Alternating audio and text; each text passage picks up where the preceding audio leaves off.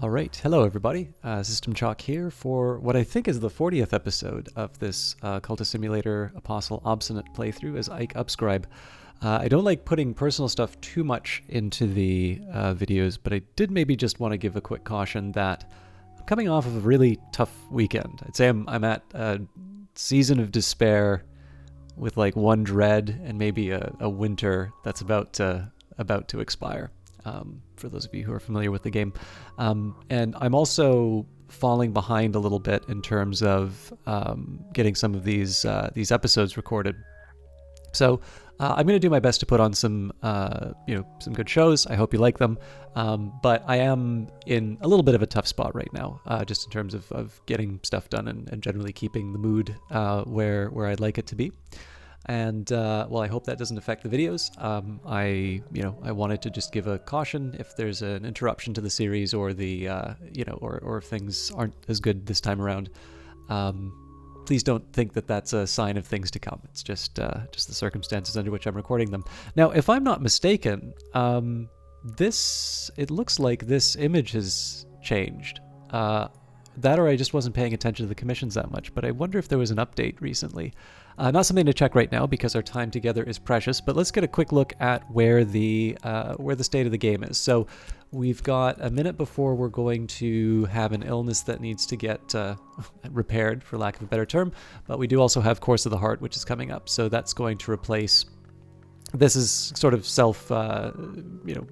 this'll take care of itself. We are... Right, we're going to get Fascination coming up, so... appropriately, the Season of Despair is arriving. We do have a Fleeting Reminiscence, so we should be able to deal with the fascination that comes from our healing. We can see what our friend JC is coming after us with. So it's an assault, which means I would want to put an edge follower or a forge follower. I don't have that much to do with my edge followers, so we'll send Eldridge in to deal with the threat. The best you can do in these cases is delay them, but delaying still helps in our case. And we are currently doing unskilled labor. That's because we didn't know that there would be vitality coming in, but we're fine there. I look like I'm trying to get rid of reputation, and I wonder why that is.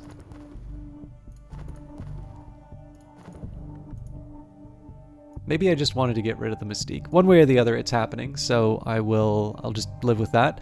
We're picking up some books from Morland's, and we have a couple of books that we need to read. So I have a pretty good idea of where we're going. I do need to get some of my more preferred rituals before too long, but we were in a case where we had a fairly decent amount of money, and then of course I can always convert some of these Spintrea into additional cash. So definitely going to be going on the commission sort of commission runs, being able to do a lot of this work and turn those gains into funds. But let's just unpause and see everything play out.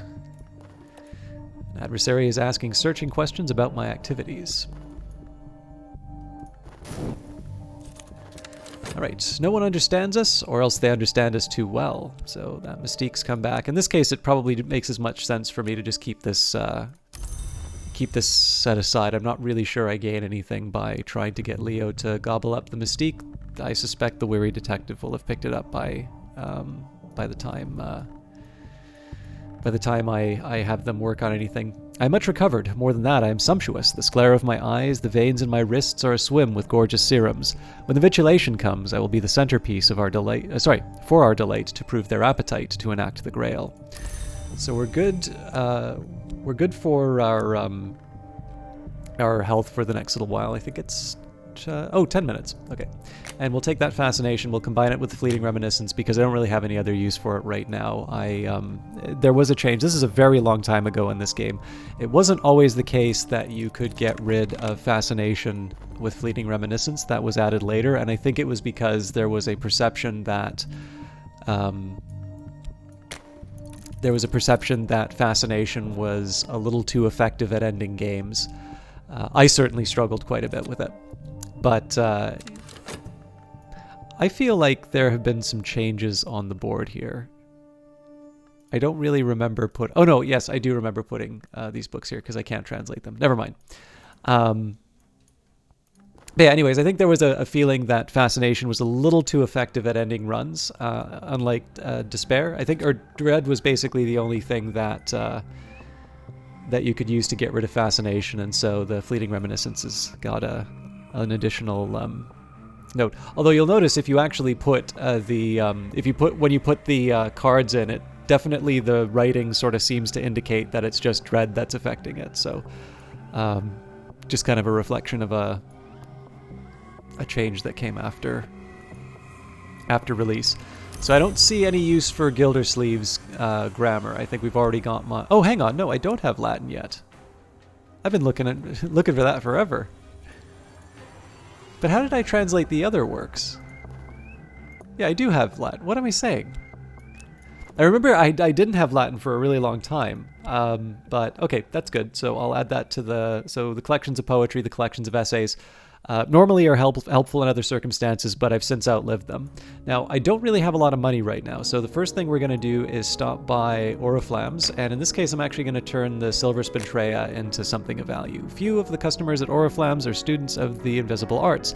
They'll buy tools of power as trophies or curiosities without any idea of their true value, but this will get their attention. So one nice thing about the way that I don't normally play like this as far as selling Spintrea, I tend to hoard them. But one thing that's nice here is because the Long is coming after us, and one of the ways that it can come after us is in the form of stealing money.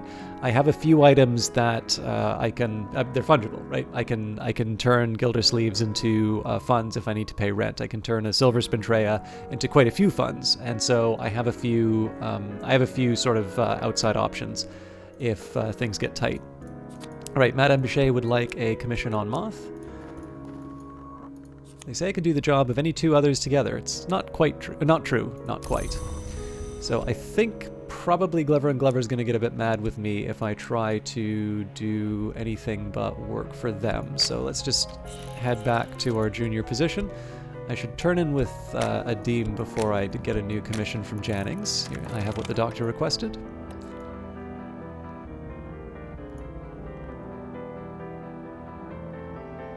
And we will start heading to Crocus Hill and such, but I want to make sure that I deal with, I want to make sure I have enough in terms of funds, and ideally we won't have an investigation going on. Alright, I've received the currency of the secret world, and my patron has let tantalizing information slip. So, here we go. And let's talk with Jannings to get a commission. The Good Count's fraternity in Europe is seeking particular research.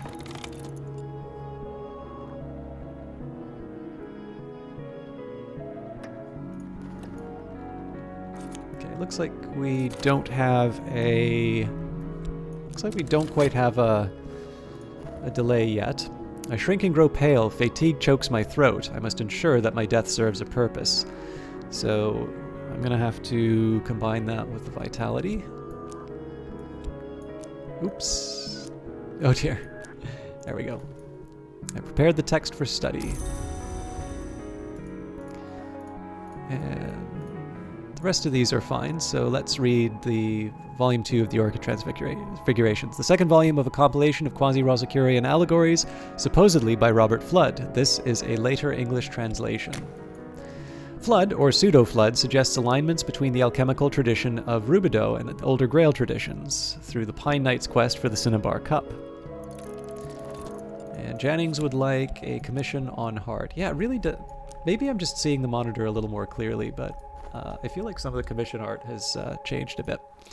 Okay, so what do I want to use my talk verb right now? I don't actually think I want to use the talk verb for anything. I've always wondered if there's more for me to do with a favor from authority than just wait for something bad to happen. I feel like you should be able to maybe combine it with an investigator, but I don't really want to run the risk of having a meeting with one of these, with the investigator, only to find out that I was mistaken and I actually have a very... I've just created notoriety for myself for no reason, so I'm going to hold off on that temptation for now. The auctioneer's gavel bangs. My item has sold. So Silver Serpentrea was obviously welcome. Let's go back to Morlands. The aim here really is to, empty out Morlands so I can move on to Oriflammes. I've kind of been leaving a lot of, a lot of knowledge on the table by not following through on Morlands yet. The air is curdled now. I am home again in this lump in flesh. Better, perhaps. So we'll take the affliction, combine that with the vitality. All I need now is time. And another season of despair coming up. So there's the delayed attack. Preparation spoil. Our spy has upset some element on our enemy's preparations. The long has lost one preparation token to your sabotage. However, I believe there'll still be one more turn, and then they do their action. Okay, introduction to the histories, and we head straight back to Morlands because we've got the cash. The clerks file out in silence. I'm free for now. So let's start with our Moth Commission. Now, the Moth Commission, because we're using Moth, will potentially generate old, unhappy, far-off things, which itself will generate despair. So it's all, or dread rather. Despair is the event, Season of Despair, and Dread is the card. But that's one of the, it's not that you can avoid using Moth throughout a playthrough.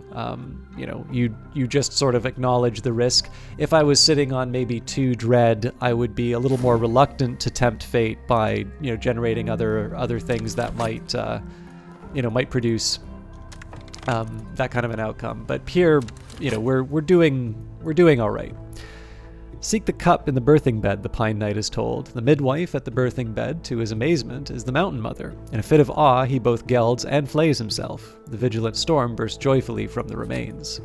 And I believe we already have the Megalesian incantation, so not that it's a particularly long description, but... So we do have Dread coming up, but I think in this case I will run the risk of traveling at night, so... in this case, the annotated Dream Journals of Christopher Alopoli, sometimes called the only readable occultist. Literate, entertaining, bewildering. This is the 2nd volume. There's an extensive discussion on the similarities between Alopoli's own dreams and those of Emperor Elgabalus, who Alopoli regards as a dupe or avatar of the sun in rags. The white is west of the world, Alopoli remarks, and winter does not wait forever.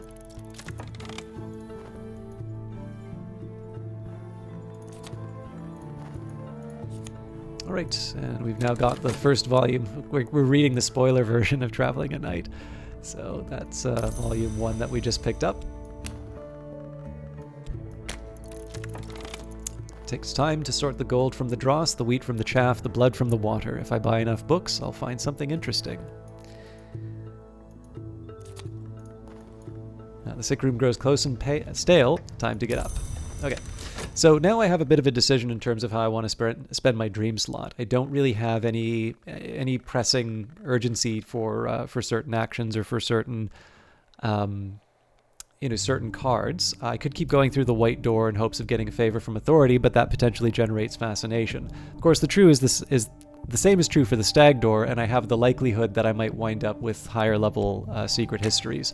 So in this case, I'll still keep going through the stag door. I can sort of afford the reason. But if I feel that there's something else that I might want to be using that for, again, this is really just so that I can keep the dream slot going and potentially generate some interesting influence. And the risk of some fascination at the moment isn't fatal. If I get the impression that maybe there's a season of visions coming up or something else that might inconvenience me, I'll maybe reevaluate how I'm using the dream slot. So in my dreams, I know the path to the stag door through the maze of the bounds. Gearby will let me pass, but the path is always a puzzle. I will need reason. So we'll start that. The stag door is the Adept's Gate. To pass it is to be initiated into the first true mystery of the House of the Sun. The head Gearby weeps to see me enter where it cannot, but it must let me pass. The scarred valves of the door grind open. Alright, well, we did say that was a risk. So old and hoppy far off things, Moth finds light in the dark, and so do I. So one of the things I can do to fix this once I'm done at Glover & Glover is I take a chance to do a painting. Now, I don't really have that much in terms of reputation for the painting, so it won't be as profitable as if I tried other things. But for the time being, there's really nothing from... Oh, actually, hang on. No, yep, it was the commission that did it. I was just thinking there might have been something else that provoked it, but there's only one culprit. I should have read the text for that. Either way, we'll go to G&G, the scratching of pens, the sourness of dust, the sighing of the younger Glover, and the greedy gurgling of the elder. No new reputation to ensnare us, and the victory of crowns. I always keep getting surprised by how much is available in Morlands, but then I remember that I really didn't do all that much in Morlands. Alright, so let's get a commission from Dr. Redeem, and there's no reason why I shouldn't... Or actually, if I wait a little bit... Maybe if I wait a little bit with Madame Bichet and her commission, I won't provoke the... the investigation. Here's what he needs. A commission on Lantern, a substantial one. Elgabalus found his way to the White Door at last, thankfully. Speech can't pass the White Door, and honestly, Elgabalus never had anything interesting to say. I tried to follow his footsteps, but I never learnt enough of the White. I suppose I'm thankful for that too. But here's what I do know. And we have the Sexton's Secret, which is lore that we already have. Okay. Let's keep moving on. I guess I'll read Traveling at Night Volume 1. The annotated dream journals of Christopher Loppley, sometimes called the only readable occultist, literate, entertaining, bewildering. The wood lies outside the walls of the Mansus. As any student of the histories knows, the Mansus has no walls. This will be done in a minute. Now you'll notice that the book did make a reference to the White Door, and so the Traveling at Night volumes, personally I feel, are the ones which, if you are feeling lost in terms of getting your way through the Mansus, reading that text is what's going to be... It's going to give you the hint that you might be missing in terms of going into the game. So there's a very common statement that this game doesn't have a tutorial, and from what I understand from the interviews, that was the intention.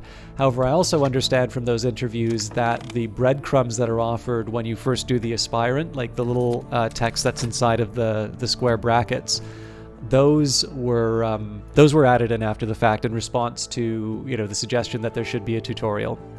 And then, of course, the other thing is that while it is true that the game doesn't have the tutorial, and those breadcrumbs may not necessarily be considered sufficient to be a tutorial, I do think that the game does actually give you quite a few nudges in terms of what you're supposed to do in terms of the contents of the books. However, it is also very fair to say that this game is not like other games, and when you're very used to tutorials, or when you're very used to games sort of giving you a little bit more of an explicit instruction in terms of what you're supposed to do, it's very easy to miss that sort of thing. And I think that explains a little bit why you'll see that some people are absolute fanatics for this game, and then there are a whole other group of people who have absolutely no understanding what people see in this. And to a certain extent, both sides are right. It's really a question in terms of what you're willing to put up with a game. Although I think probably most of you who are watching are in the, you know, the boat, are in the camp of people who are, you know, okay with that sort of thing. And obviously I've dedicated quite a bit of time to this game, so I wouldn't be doing that if I wasn't enjoying it. I'm moving on, Miss Morland informs you. My stock is largely exhausted and the Suppression Bureau are taking an interest, so it's goodbye. This last book is nonsense, but I've tucked some interesting papers into the back as a thanks for your custom. So I've got the White Ceremony. Again, we've already got this, but happy enough that Miss Morland has given us a gift. And something deep mysteries something. A dreadful souffle of half-digested rumor about secret worlds and the irrelevance of contemporary morality, including a catalog of unlikely and probably invented debaucheries. If I've bought this from a shop, it probably means there's nothing else of interest left in stock. I've always wondered if this was just one of the first... So there's like a couple of cards which I wonder were the first versions of certain cards. So I wonder if something deep mystery something was just the first, you know, can I get cards working card that was implemented. Another one that I have always wondered is the location. It's here somewhere. So temporary headquarters. Our business is private. We could use somewhere more secret. So I've always wondered if temporary headquarters is a reference, like if there was always intended to be other headquarters, because those, I believe, came in after release. So I wonder if temporary headquarters wound up being not so temporary. But you never know, right? Like you can make arguments both ways. I'm taking up a little bit too much of the time here, so let's do one more run at Oriflammes. We perch on alarming Rietveld chairs and windowless auction rooms with vividly burnt orange walls, waiting for the auctioneer to announce what he's offering. The reek of new paint makes the brain spin. So we'll see what's up on offer, and then next week we'll do the auction. Book of Poetry. Well, we can leave that be. A little bit of a disappointing note to leave things on. So this was a little bit of a building turn. It's going to be a little bit more of the same. We did manage to get through Morland stock, which is good. We still have a fair amount of money in the, in reserve, so we're going to be able to, we'll be able to buy some things from the auction house if we have to. We also have the Silver Spintrea, so we know that we can get 8 funds before too long. I am going to need to deal with the restlessness at some point, but I have a few different options in terms of dealing with that. And the real question is going to be whether or not I can get rituals that will get me the summons to sort of take on some of the harder challenges waiting for me in later locations. But all of that will be dealt with in oncoming episodes. So thank you for sticking with me up to episode 40, and I will see hopefully most of you on Friday.